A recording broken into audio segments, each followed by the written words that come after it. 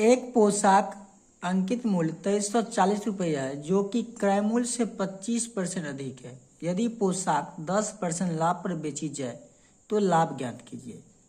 देखिए 2340 जो है वो क्रय मूल्य से 25% अधिक अंकित किया गया है। अगर क्रय मूल्य 100% है तो ये 125% का वैल्यू है।